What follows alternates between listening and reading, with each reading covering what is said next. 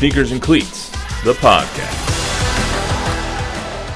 Welcome back to the Sneakers and Cleats podcast. It is Thursday, February 8th. This is episode 74. Don Harris, Chuck McIntyre, Matt Roy here, bringing you some 30 minutes of big game preview, pretty much. Guys, you are having a busy day with the Super Bowl of Caring. You want to give me 30 seconds to a minute about that real quick? San Antonio Food Bank, the beneficiary of Tackle Hunger's Super Bowl of Caring initiative, telethon all day on News 4 and on KABB, and try to raise $58,000 to battle food insecurity in San Antonio. I will edit the number and put the number right here for 210-366-1434. Perfect. Thank you, guys. Like $1 gets you 7 meals. So if you donate $1, you're going to feed 7 people. That's awesome. For the moment. Yep. It's one of the best things we do here at News 4 and Fox 29 Sinclair, San Antonio, so figured we'd get that in right at the beginning. We'll do it right again at the end as well, because why not? As always, we start with our number game, 74. Some offensive linemen come to mind, but when I think of 74, I think of Ali Frazier, number 2. It's the one lost fight. The lost fight, the one in between the Thrilla and Manila in the fight of the century. January 28th, 1974, unanimous for Muhammad Ali. Then later in the year, he went on to win the Rumble in the Jungle against George Foreman. So I think of Muhammad Ali when I think of 1974. When I think of 1974, when I think of 74, it's Bob Lilly. Yeah, I have him down as well. Yeah. Bob Tiger Lilly, longtime cowboy in the 60s and 70s. Mr. Cowboy. And you keep going on your list there, big fella. I got Joe Staley. I got Kenley Jansen. I got Bruce Matthews down here. It has to be Kenley Jansen, doesn't it? No, I don't. I think of Bruce Matthews, too. And like, if I'm thinking of a player for 74, I think of Bruce Matthews. He was in the league for, 19 years? But there's probably a reason why Kenley Jansen had 74, because nobody thought Kenley Jansen would ever turn out to be Kenley Jansen, a position player, and then turns out to be, for a pretty good stretch, one of the best closers in baseball. Yeah, he started as a catcher, right? Yep. Catcher in the Dodger system. I don't know if it was in the Dodger system, but that's where he started. He started as a catcher. So also in Never heard of him. Kenley Jansen? Till right this moment. What? He plays for the Red Sox right now. He was a longtime closer for the Don's Dodgers. playing hard to get. Oh, come on. He's one of the... I'm serious. I'm a fringe baseball fan, but I follow baseball a little bit, but I had never heard of Kenley. He's one of the preeminent closers of my generation. Right now. Right now. He's on the back half of his career. He's running out, but one of the preeminent closers. Who's he play for? He's on the Red Sox right now, but he was a Brave before this, but he's known as a Dodger. Huh. Also in 1974, Dolphins beat the Vikings in Super Bowl 8, 24-7. April 8th, 1974. Wait, you know where that Super Bowl was played? I saw it earlier, but it's not. I didn't put it down. Houston? Rice Stadium in Houston, Texas. That's what it was. April 8th, right at the beginning of the season, Hank Aaron hit his 715th home run, passing Babe Ruth for the most all time, and he is still the home run king in my eyes. A's beat the Dodgers 4-1 to win the Major League Baseball World Series, and the Celtics beat the Bucks to win the NBA title. I think that was a 4-3 series. So. Good memories of the Hammer hitting that 715 dinger. Man, I'd never forget. I was out to eat with my parents. I was 9 years old, and I was just begging them to get us home. Get me home so I can turn on that game. So my story was my dad said, "You're going to bed, but I will wake you up every time he comes to at bat." So I went to bed thinking there's no way he's going to deliver the goods, but I had a transistor radio under my pillow. So special. Was listening to it. So when the Hammer came up to bat, I had to act like I was sleeping because my dad goes, "All right, come on, get up. He's up." And sure enough, he hit the dinger and got to see it in person. Got to see it as it happened. So that was pretty cool. So back when there were only 3 channels, Vin Scully on the call. And also Craig Sager waiting for him at home plate. Right? But who was he really? The guy that was with the Astros forever. 19 years old. I didn't think Craig Sager was around that long. He was 19 doing radio. I didn't know that. Also the guy that did the Astros games forever. Milo on Hamilton. Milo, yes. Milo was on the call too. Yeah, Milo was doing Braves radio at the time. Well, that's probably one of the biggest things to happen before, when TV was really becoming prominent and things were still on tape delay and all that stuff. That's probably one of the biggest things to happen on TV. And God, it's so big. The lead up was so big. Channels being broken into for his at bats and stuff. That I can't recall, but I mean it was on It was on one of the big national three, television, like so I ABC. doubt anybody's able to like break in with that. I was so. just wondering because it was when Barry Bonds was doing it, they were breaking in on every at bat because he was close to breaking Hank Aaron. Yeah. He was close to breaking. Yeah, Babe but Ruth's this was the record and all dark that ages we're talking about Right. here, the Middle Ages at least. Who threw the ball? Yeah. stuff. That I don't know. That's a good one.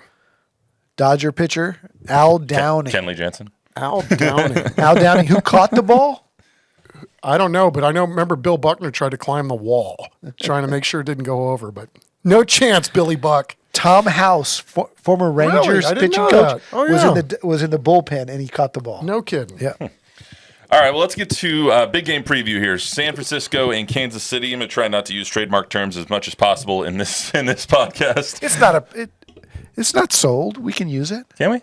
Yeah, it does. Oh, yeah, you're right, because the podcast not isn't sold. All right, so Super Bowl preview. Here we go. Niners and Chiefs. First and foremost, I wanted to ask you guys, because I loved our story time last time. I'm going to ask you guys about some more stories as we get into the dog days of summer and all that stuff. You guys have covered a lot of Super Bowls in your lifetimes. What's your favorite one that you've covered, first? And two, what's your favorite Super Bowl story? Chuck, I'll start with you. My favorite Super Bowl story is 2010, Packers-Steelers, Arlington, horrible week of weather during the build-up to the game. The worst weather that they'd ever had that time of year, at least in recent memory, with roads being frozen over. It was hard to get around. There were events in Fort Worth, events all over Dallas, players all over the place that we had to go get interviews. But it was cool because I, being a Packer fan, and our great photographer, Jack Green, being a Steelers fan, it was kind of cool. We were around our teams for the whole week. The night before the Super Bowl, I got food poisoning. And I remember calling Keith McMahon at 5 a.m. saying, well, dude, how many times have I called in sick in my decades doing this? He goes, I don't recall any. I said, well, I'm sick, but there is no way I can leave the room because of what's happening out of every orifice. Yes, however you want to slug it. Luckily, I hydrated enough. My brother, who was in town for a Dell Computers event, because there were no more taxis, no more services running around 2 or 3 o'clock in the afternoon. My brother was already going to go to the Super Bowl. He goes, look, I'll come and get you and then drop you off. And man, I really didn't feel great, but I had to end up walking about 2 miles. And of course, by then it was hot enough outside to be sweating a little bit.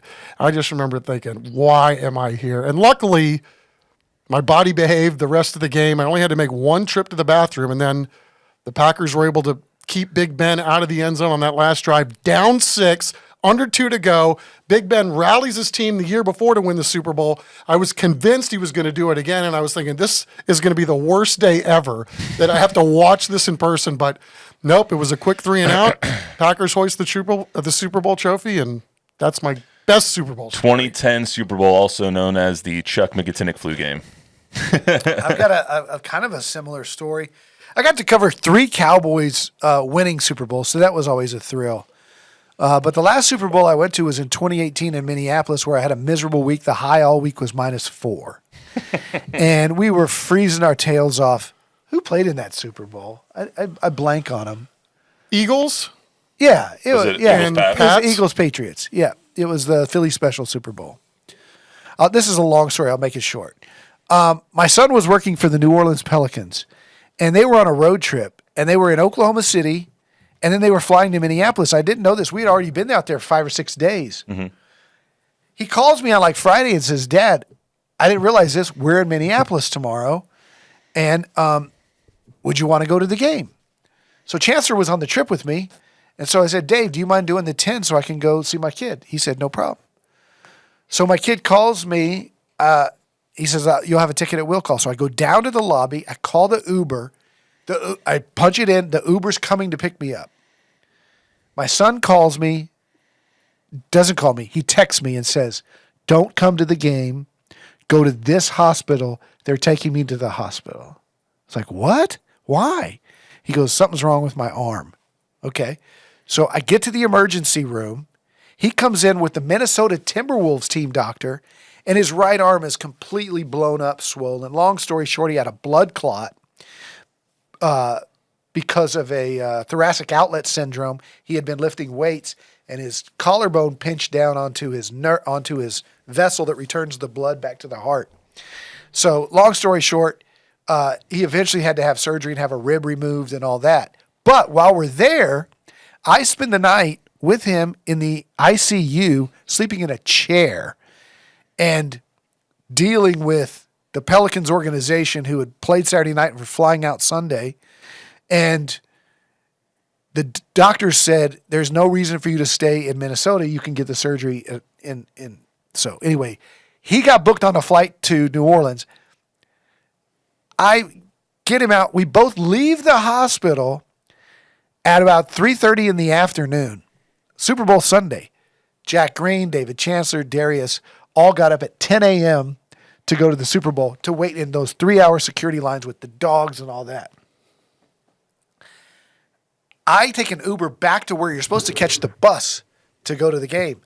There's nobody there. There's one bus left. I walk on and the lady bus driver goes, "You're the last one." And I said, "Yeah." She goes, "Where you been?" I told her the story. I said, "What are the odds that me and my kid are in the city of Minneapolis on the same night that he needs me, or my wife definitely needed me there to know that he was okay?" I had been to Minnesota once in my life. He had never been to Minnesota. And all of the millions of days of our lives combined on that night, we happened to be there at the same time. And the bus driver goes, "That's how God works." And I said, "That's exactly right." So we get to the Super Bowl. I get out. There is no line for security. There are one dog left. I walk right through the whole thing, get up to the press box, got a plate of food. Chancellor had saved me a seat, sat down right at kickoff. I beat all the security. That's God's timing for sure, right? It was crazy. That's But a heck of a story. we had a good week. Yeah. Yeah, that's a tough one to beat right there. Yeah. Still some good Super Bowls. Spent the night in One of the best ICU. Super Bowls, too. It was. It Yeah, was a I great mean, I Super think Bowl. we've both seen some pretty good ones, right? I mean, I went to the last Chiefs 49ers Super Bowl in Miami. Good stories there, but I won't bore anybody. And then I was at the Tyree Super Bowl too, In 07? where the Patriots yeah. lost. Yeah, where was that game? It was in Phoenix or Glendale. Glendale, yeah. That was probably right when the new stadium opened up. It was to be pretty close to University of being Phoenix new. Stadium, yeah. I've been a couple Super What's your Bowls there. What's the favorite Super Bowl you've been to, like, just in terms of game wise, football wise? What's your favorite game that you've seen? I think my favorite was Cowboys over Bills. Which time? The second time in Atlanta, where they were down at halftime or barely up. It was a low-scoring game, and they weren't very impressive. And they came out in that third quarter, and Emmett ran the ball right down their throat. What about you, And, Chuck? Yeah, I would have to go with the Tyree Super Bowl just because I couldn't believe what was happening. I mean, that Giants team every step of the way. Didn't think they were going to beat the Cowboys. Didn't think they were going to beat the Packers. Certainly didn't think they were going to beat Tom Brady's undefeated Patriots at the time. And they were this much better than them. That last drive, 17 makes the catch in the end zone, and the Giants spoil the Patriots' perfect season. That's a tough one to beat. I got one. I was at Marshawn Lynch didn't get the ball Super Bowl interception. 2014. And I just went into the, underneath the stands after the game, there's all these podiums. You don't know who's going where. So Jack and I let's go to this one. Went to the podium. I was right on the podium, like it's right here. So I'm the first guy there, like me to you right here. Mm-hmm. Pete Carroll walks up to the podium, to that one. So I got the first 3 questions into Pete Carroll after he made that call and my first question was, "Coach, everybody's going to ask you this. Why didn't you hand the ball to Marshawn Lynch?" Answer, "Well, our offensive coordinator, we thought we had a good." My second question, "Yeah, but why didn't you give the ball to Marshawn Lynch?" Answer, "Well, I just told you we second guess, maybe hindsight being 2020, maybe." Third question, "Yeah, but why didn't you give the ball to Marshawn Lynch?" Sure, he wasn't happy the third time. He had the fear of God in his eyes. They knew they had blown that, and just to see him, like, I think for the moment it happened, he knew that he was going to have to answer to that. All right, guys, let's get to this Super Bowl. Hopefully is one that goes down in the history books. Kansas City side of things. Just talking about them in their season a little bit kind of holistically. I think it says a lot about this team that they made it here. This is probably the worst team that they've had out of this dynastic run they've had in the last 6 seasons. There was more questions about them this year than there have been in the last 5 years, and somehow, some way, Patrick Mahomes, Andy Reid, Travis Kelce, and the guys, they get it done, and they're in the Super Bowl more time. What does it say about the three-headed monster here of Travis, of Patrick, and of Andy, that once again they made it here despite all of the question marks all season long? Four-headed monster. Taylor? Man, I think 20 years from now, we're going to look back at Andy Reid as perhaps the greatest coach of all time. If not, he's in the conversation. And for some reason, I don't know if it was because he's the jolly big guy or whatever, that he doesn't kind of get the credit like Landry and Shula and Walsh and all these guys that were absolute legends. But he's really good and probably one of the best offensive minds ever.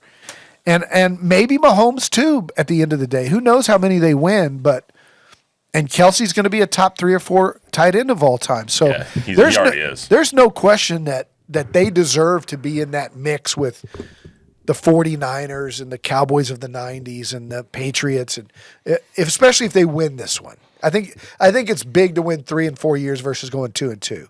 But if they do win it, I think they go down as one of the greats. Yeah, and I mean, in terms of their offense, like I wouldn't put this offense up against any of the previous offenses that they've had over the last half decade, but they're somehow here. But I think the difference between this team and the ones that they've had is that this defense might be the best one that they've had. Oh, 100%. 100%. I think that if they win this one, they'll have won 3 in 4 years. They've been to 5 now. I think you can put them as a dynasty after this if they win this one, because you can put them with the Steelers, with the Raiders, with the Cowboys. You can put them with the Patriots, both dynasties that the Patriots had, because you can really make 2 out of them. I wouldn't put the 49ers Raiders in there. No, I don't know. That's fair. Yeah, they only won 2 back in the early 80s. So it's Steelers, 49ers, it's Patriots first. Patriots, 49ers, Steelers, Cowboys. Cowboys is a tier below that. Packers in the 60s, even before they had the Super Bowl era. Yeah, you can put that's right. the Packers in there. 13 championships if we go back that far. Yes, you 13. can put the Packers in there. There's really 6 dynasties. Not that I'm keeping track. I think that the Chiefs, if they win there this were 4 teams in the league, but you know. Right. So with the Cincinnati Red Buttons, or whoever was playing back then. Wasn't it the Decatur Cardinals too back then? The Meat Packers. Anyway, I think just stop right there.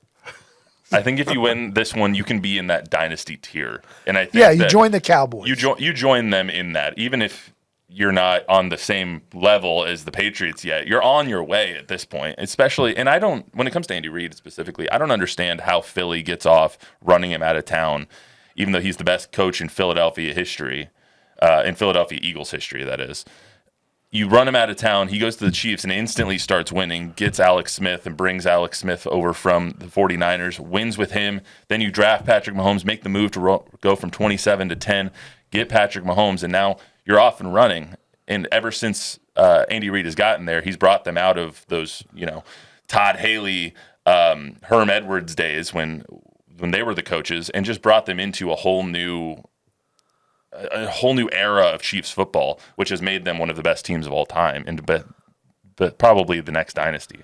Yeah, like I said, man, he deserves to go up there with the Shulas and the 100%. I don't know what his total wins are. 267. Where does that rank with the all-time? I think he's 4th.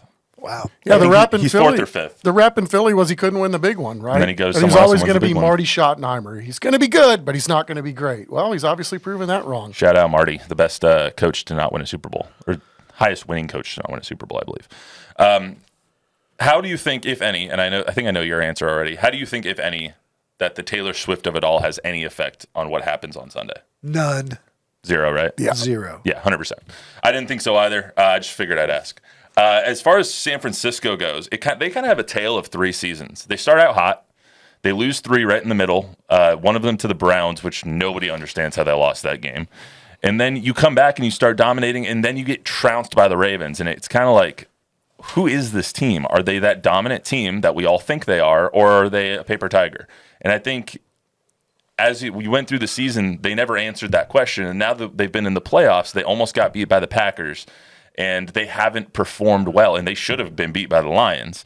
They haven't performed well. So I don't think anybody really knows, like, is this team that dominant team? Or is this team the one that we saw against the Ravens, against the Lions in the first half, against the Packers in the first half? I just don't know. Who is this team? I don't know. I mean, you're right. There's a lot of unanswered questions, although there's something to be said about finding a way to win ball games, right? Because you're right. I mean, they should have lost to not only Detroit, they should have lost to Green Bay too. I mean, if Jordan Love was half the quarterback that he was in those 4 or 5 weeks prior to that football game, that's a completely different animal. And they're very, very good, though. I mean, they're capable, certainly, especially with an extra week of tightening some things up. I mean, I think everybody thinks Shanahan can coach, which he can. And, you know, they just have to be a little bit better than what they've been. And because the Chiefs' offense isn't what maybe they have been, I mean, this could be a very, very interesting game, especially late. Yeah, I think it's a situation where they don't win a lot of matchups on talent. I mean, they have the Chase Youngs, the Bosas, the Debos, and McCaffrey. But they also have a lot of positions where they're not going to win their man-on-man matchup, and they can be out-talented. But that said, you saying that Kansas City doesn't have their best offense or maybe their worst offense of their dynastic run, you know, maybe this is a good matchup for them. I don't know. I think Kansas City's going to roll them. But Really? yeah, I mean, I think Kansas City wins by 2 touchdowns. But, you know, I could be wrong. The Purdy kid has the clutch gene. That's what I was going to ask. He just doesn't have the arm talent. He's fast, and he's smart, and I know people wearing the system thing out. But he does run the system very well. For me, this is the Niners' chance. You have a seeming wounded Chiefs team, one that might not be the best that they've been in the past 6 years. They're going to be without Joe Thuney, who's their all-pro left guard. This is their chance to have kind of that quarterback on a rookie deal. I think he's only making $900,000 this year as a rookie quarterback. You have all your money all throughout the rest of your roster: Fred Warner and Chase Youngs and Nick Bosa's and Trevarius Ward on the defense. And then you go to the offense, and money is just littered throughout with Trent Williams and Debo and Brandon Ayuk and all these guys. This is your chance. This is the best roster you're ever going to have, especially once you've signed Brock Purdy to a $45, $50 million deal. So I think that that's insane. I think that this is the best. Yeah. This is the best team that they're going to have, and this is their best chance to win a Super Bowl. I don't know if they're going to, but I think that this is their best chance. I don't know. One other question I had on here is, have you seen enough from the quarterback and from the team all season to know if they can come up clutch in this big game? It's going to be a lot harder to pull something together late against this Chiefs defense. I mean, they're better than the Lions defense, and they're better than the Packers defense. 100%. And so, you know, both of those games were fourth quarter wins for the Niners in this postseason. I don't know that they're going to be able to play from behind like they did in the other 2 games. I keep thinking about not the last possession when Jordan, whatever his name is, Love threw the interception, but the possession before that, when Green Bay had a chance to bury them and could have easily. And I would just remember thinking on that possession, they're going to. He threw the ball behind Jones on the 3rd down. They had to get off the field. But I was thinking that time, I can't believe how bad these 49ers are, like how they fooled everybody all year. So I don't think I think they can. I think the kid's capable. I think he's clutch. He's shown he's a clutch. He's got a clutch gene because he moved him down the field right after that. Mm-hmm. But I don't think he can do it enough times to outdo Mahomes, because when Mahomes gets the ball and has to score and go down the field, he's going to do it every single time. And I think San Francisco blinks first. At what point does experience come into this too? Because Mahomes and so many guys on that roster have Super Bowl experience now. Only a handful of guys were still on the roster from that last Super Bowl they played against each other 4 years ago.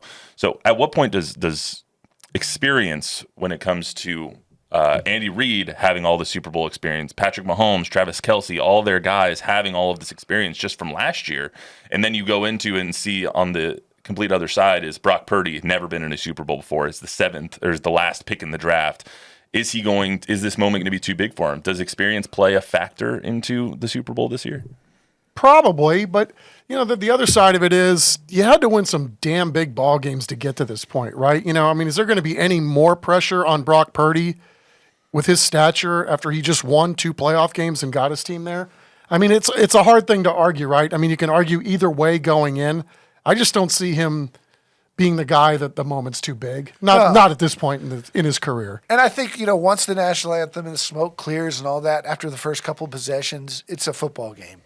But I do think that, you look at Mahomes and not even in a Super Bowl. Look when they had 12 seconds to win in Buffalo. Mm-hmm. Those moments do matter, and having those experience calm the nerves because you've been in more stressful situations. Oh. I don't know that he's been in as stressful situations. Doug McDermott just got traded. Where to? The Pacers. For who? Second round pick. FYI, breaking news. Breaking Spurs news. Great for Doug, great for the Pacers. Yeah, second round pick, you're getting rid of some salary. Doug McDermott might go win some games this year and go to a winning team, a team that needs some outside shooting. Good for him. I didn't think we were going to get through today without a Doug McDermott trade, and we almost did. We're 14 minutes away from trade deadline being passed. So good for Doug. Good for the Spurs. That's reeks of me of wanting to make Doug happy, and Doug maybe even choosing, because I'm sure getting a second round pick, there'd probably be a lot of teams future second round pick too offering the Spurs a future second round pick for Doug McDermott. And they probably gave him his pick. That's cool of the Spurs. Cool for Doug. Great guy. I make a prediction. Doug McDermott will be back in San Antonio in a Brett Berry type role. I could see that next year. I don't know about next year, but at some point, I think he'll work in the Spurs front office. All right, let's get to Super Bowl predictions. So, Chuck, I'll start with you. The spread, to put it out there, is right now Chiefs +2. It opened at 3. It was quickly bet down to 1, and now it's balanced out at 2. So Chiefs are 2-point underdogs in this game. The over-under is 47.5. Who wins and why? Wow, I'm always so good at picking lines and spreads and who's going to win. I'll say this. I think the Chiefs are going to win, and because that spread is so small, I think they cover. But I really would like to see the 49ers break through and win. I'd like to see Shanahan get one. I've obviously would love to see Spencer Burford get a ring, his second year in the league. What a great kid he is. George Odom, works out here during the summer, and his agent Brian Ehrlich is based here. So for all those reasons, I would love to be wrong on this. It's just hard to bet against Andy Reid, Patrick Mahomes, and the Taylor Swift mojo at this point. Give me a final score. 31-27. Okay. Don? Who wins and why? Kansas City wins. Their defense is great. They win 24 or 28-10. Patrick Mahomes is your MVP. Travis Kelce does not propose. But she gets more than the 28 seconds of the over-under of TV time. Is that the over-under right now? 28 seconds. 26 is the average that she's been on, I think. So she gets more than 28 seconds, because especially at the end of the game when they're confetti. Oh, 100%. Yeah. MVP? Mahomes. Chuck? It has to be Kelce for all the Taylor Swift references. All right, I will go. So we have a Chiefs in the over. We have a Chiefs in the under. I will go.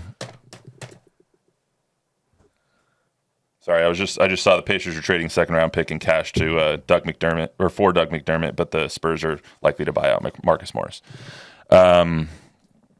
I will go Chiefs. I've been waffling with this all week. As soon as the lines came out and stuff, I was like, oh, how can you bet against the Chiefs as an underdog again? How can anybody take the Niners?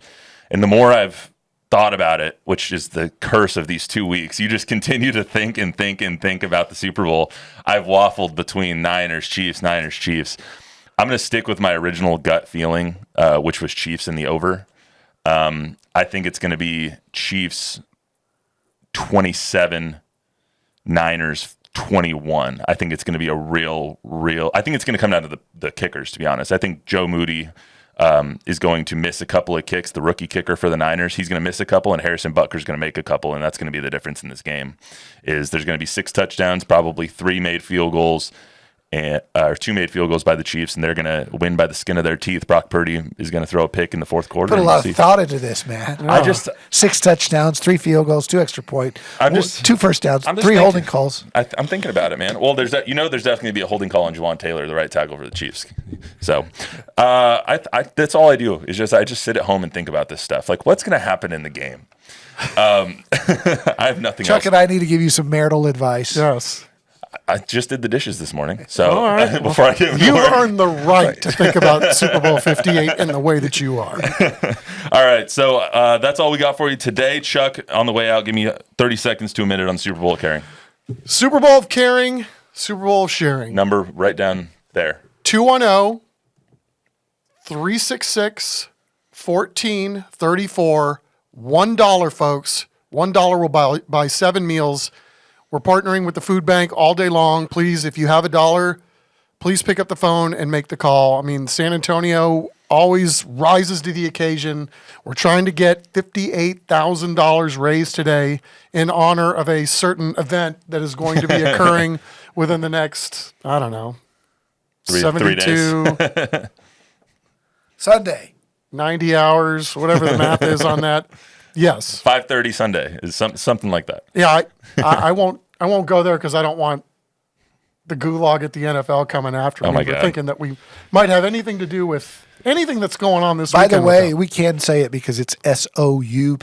Yeah, SOUPER, Super Bowl of carrying. soup. Like we said, the number right down here, if you're watching on YouTube, on the bottom right in the super. Thank you, Yes. Luis, for throwing it in Thank there. you, Luis. You're the best. If not, it's 210-366 1434. 1434. Sorry, my eyesight's not that good. I'm trying to read it over there. But anyway, that's all we got for you today on the Thursday edition, the Super Bowl preview edition of the Sneakers and Cleats podcast. Some great Doug McDermott breaking news as well. Love having breaking news on the podcast. You went real fast. Update that again. Marcus Morris. Marcus Morris and a second-round pick to the Spurs for Doug McDermott. The Spurs are expected to buy out Marcus Morris, so he will not play a game with the Spurs. That wouldn't make any sense for him to. So he'll be a buyout candidate, and essentially it's Doug McDermott for a second-round pick. Yeah. But anyway, all right. That's all we got for you today on the Thursday edition of Sneakers Cleats Podcast. Remember to download, rate, review, subscribe, give us a 5-star rating, tell a friend, tell an enemy. We can't wait to hear how wrong we were on Sunday. So congratulations. We all picked the Chiefs, so congratulations to the 49ers on winning, on winning the Super Bowl. We'll see you right back here on Monday. Until then, everybody have a good weekend.